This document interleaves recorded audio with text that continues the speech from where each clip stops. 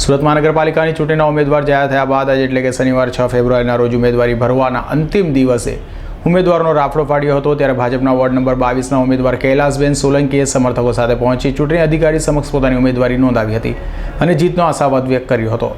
સુરત મહાનગરપાલિકા સહિત રાજ્યની મહાનગરપાલિકાઓના આજે ચૂંટણીના ઉમેદવારો પોતાના શુભ મુહૂર્તની અંદર ફોર્મ ભરી રહ્યા છે। ત્યારે વોર્ડ નંબર 22ના વેસુના આ ઉમેદવાર છે, મહિલા ઉમેદવાર, આપણે તેમને મળીએ। જે આપનું નામ? કૈલાશબેન જીતેશભાઈ સોલંકી। કૈલાશબેન, કેવા અત્યારે સપના હશે તમારા 5 વર્ષની અંદર, કેવા પ્રકારના કામો આપ કરશો?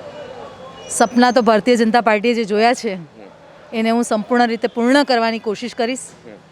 સંપૂર્ણ નિષ્ઠાપૂર્વક અને પ્રામાણિકતાથી કામ કરીશ અને બની શકે એટલી પ્રજાની વચ્ચે જ રહીશ અને પ્રજાના જે પણ કંઈક નાના મોટા પ્રશ્નો હશે એનું નિરાકરણ લાવીશ। બીજું, તમે તો અત્યાર સુધી મતદાર જ હતા, હવે તમે મત લોકોના લેશો, એટલે કે મતદાર તરીકે। તો ત્યારે તમે જ્યારે આ ચૂંટણીની અંદર ફોર્મ અત્યારે ફોર્મ ભરવાનું નહોતું ભર્યું, તેની પહેલાં તમારા કેવા સપના હતા કે અમારા જે ઉમેદવારો છે એ સપના પૂરા કરશે? કયા પ્રકારના આપ વિચારતા હતા? હું ભારતીય જનતા પાર્ટીની વિચારધારાને ભરીને આજે 16 વર્ષથી કામ કરતી આવી છું। મારા માટે ઉમેદવારી પત્રક ભરવું અને એક સામાન્ય કાર્યકર્તા તરીકે રહેવું એ બંને સમાન છે। ભારતીય જનતા પાર્ટીમાં એક કાર્યકર્તા અને કોર્પોરેટર, અમે એવું નથી માનતા કે બેમાં કોઈ પણ પ્રકારની અણસમજ હોય કે કોઈ પણ જાતની વિચારધારા અલગ હોય।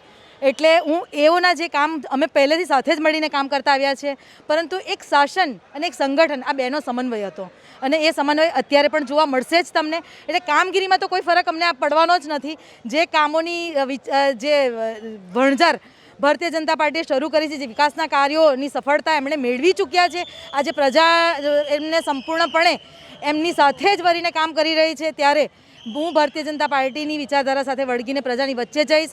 મારું મુખ્ય જે કામનું જે કેન્દ્ર હશે એ આરોગ્ય વિભાગ હશે અને મહિલાઓ હશે। જ્યારે તમારું નામ સજેસ્ટ થયું ત્યારે તમને કેવો અહેસાસ થયો? ભારતીય જનતા પાર્ટીમાં આ પ્રકારની ઉમેદવારી ભરવી એટલે ખૂબ ગૌરવની વાત છે અને હું ખૂબ ખુશ છું। મારી અંદર ખૂબ ખુશીનો માહોલ છે, મારો પરિવાર પણ ખૂબ ખુશ છે કે આજે હું આવી રીતના શાસન કરવા જઈ રહી છું।